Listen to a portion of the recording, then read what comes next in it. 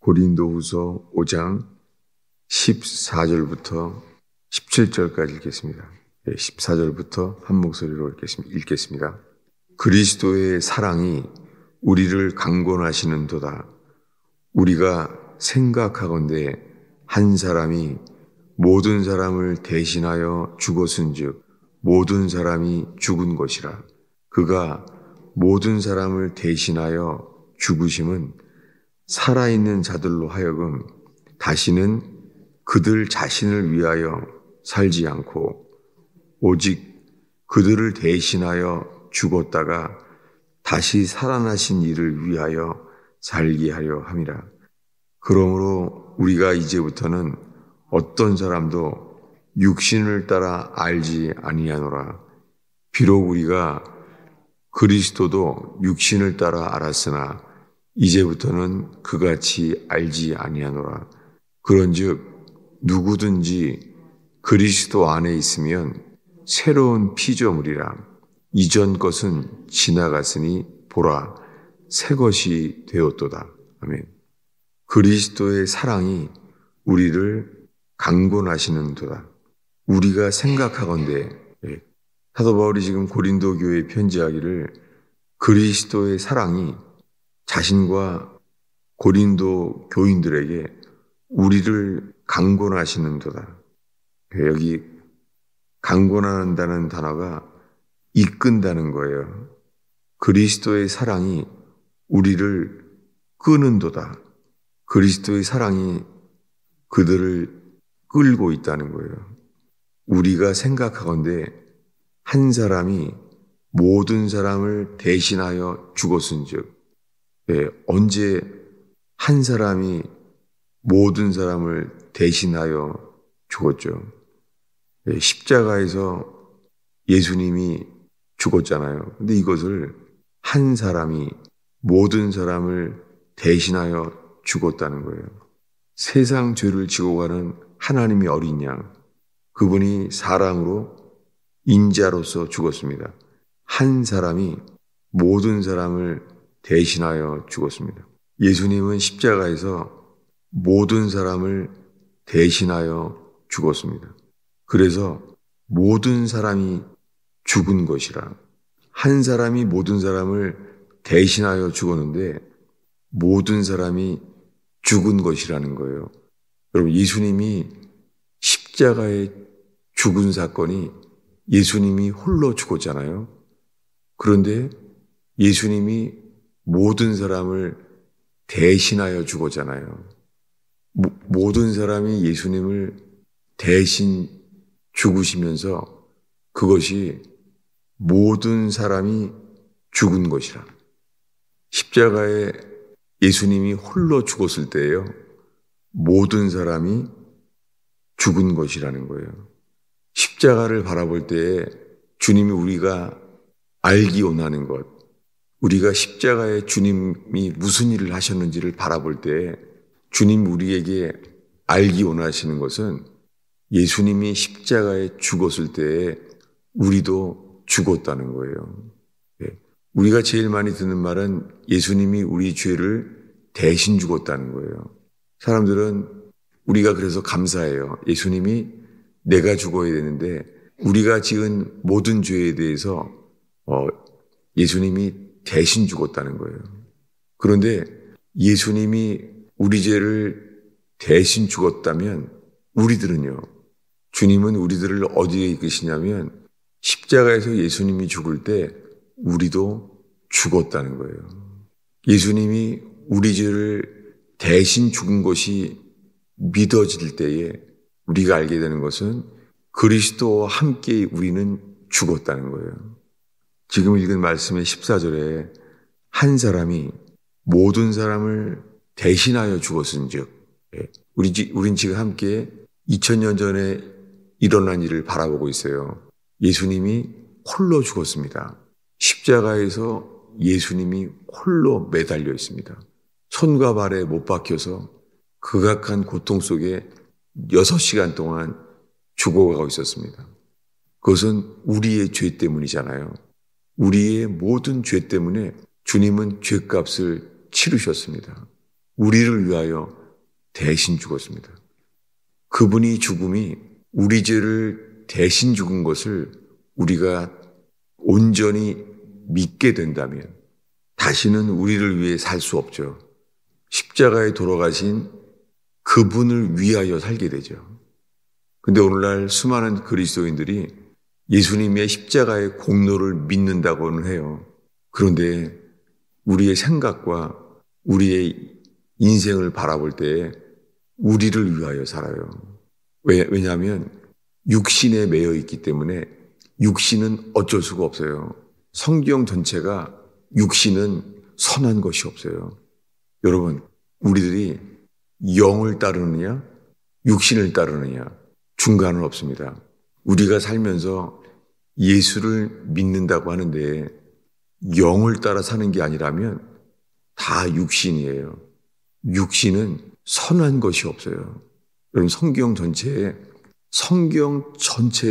육신과의 싸움인데 육신에는 선한 것이 없어요. 그래서 이렇게 말해요. 16절을 함께 읽겠습니다.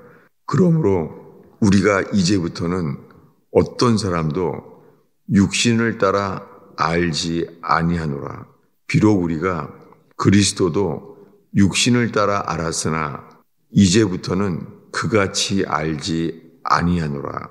지금 사도 바울이 고린도 교회에게 이렇게 말해요. 우리가 이제부터는 어떤 사람도 육신을 따라 알지 아니하노라. 예수님만이 아니에요. 어떤 사람도 육신을 따라 알지 아니하노라. 네, 우리는 기초적으로 교회가 부자나 가난한 자나 차별이 없습니다. 그것은 세상이죠.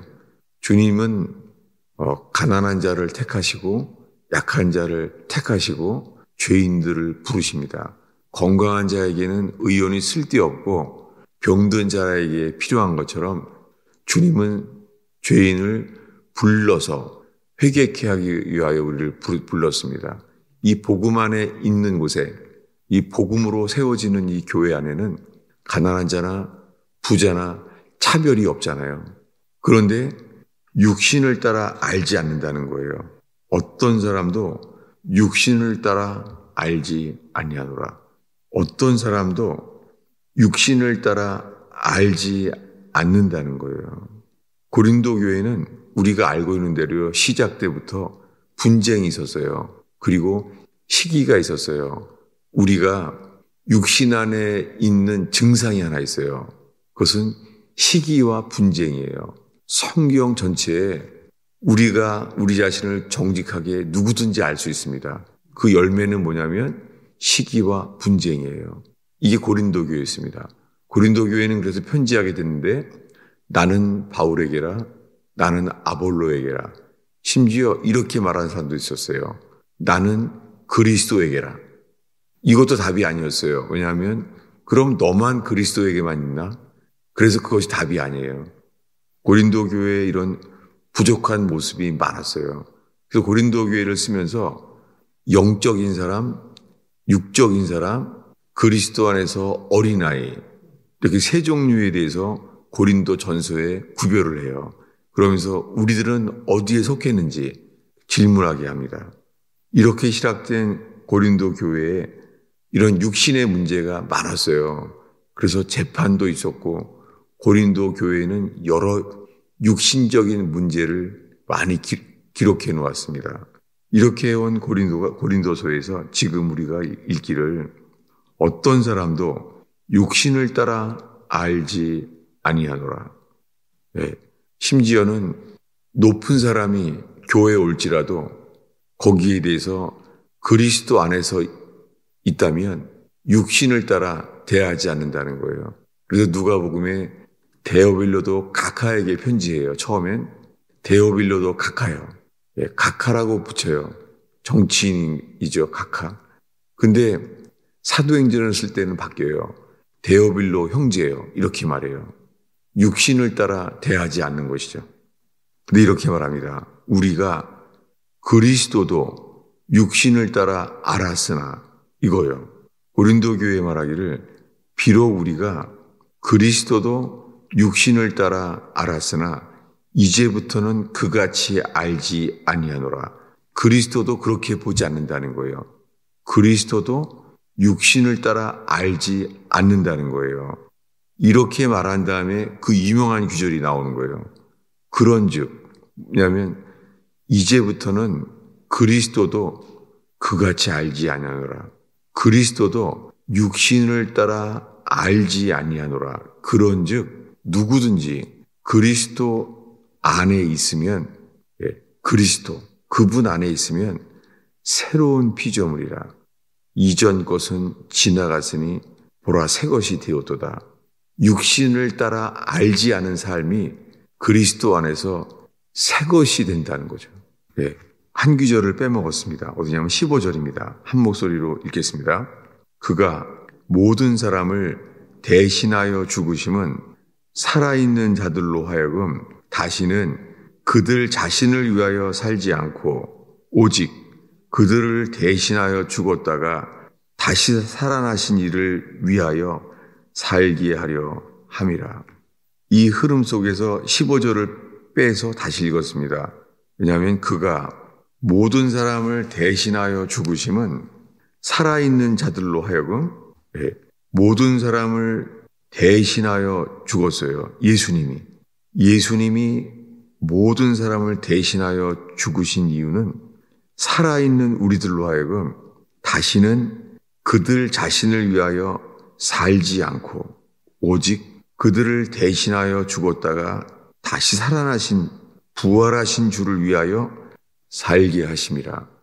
우리가 예수님이 우리 죄를 대신 죽은 것이 믿어진다면 우리가 다시는 자기를 위하여 살 수 없다는 것이죠.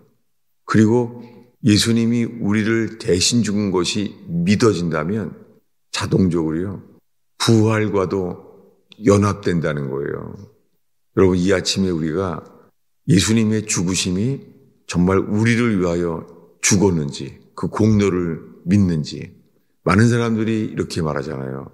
나는 예수님의 공로를 믿는다는 거예요. 예수님이 내 죄를 대신 죽으신 공로를 믿는다는 거예요. 근데 평생 예수님이 내 죄를 대신 죽은 것을 믿는다고 하는데 내가 그리스도와 함께 죽었습니다 라는 고백 앞에는 서지 못할 수도 있습니다. 주님이 십자가에 죽을 때부터 원하셨던 것은 우리가 예수와 함께 죽었다는 거예요. 예수님이 십자가에 죽는 순간 모든 사람이 죽은 것이라는 거예요. 이것은 예수님의 죽으심과 연합될 때에만 이 일이 일어난다는 것이죠.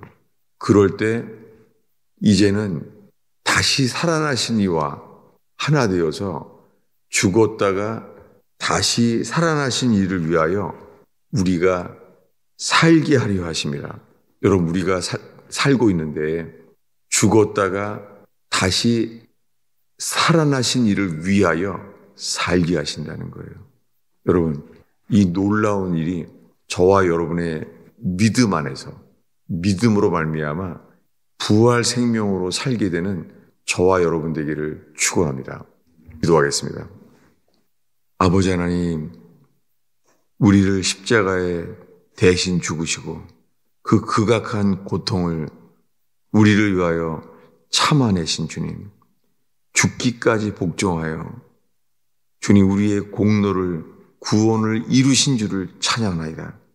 주님, 우리가 이제는 우리를 위하여 살지 않게 하시며 다시 사신 주님, 부활하신 주님을 위하여 사는 삶이 일어나게 하옵소서. 주님, 저희를 이끌어 주옵소서. 이 믿음으로만 갈 수 있는 길을 이끌어 주옵소서. 주님, 저희가 기도할 때 십자가에 못 박히신 주님과 연합되어 부활하신 주님을 따라 저희의 기도의 길을 열어 주시옵소서.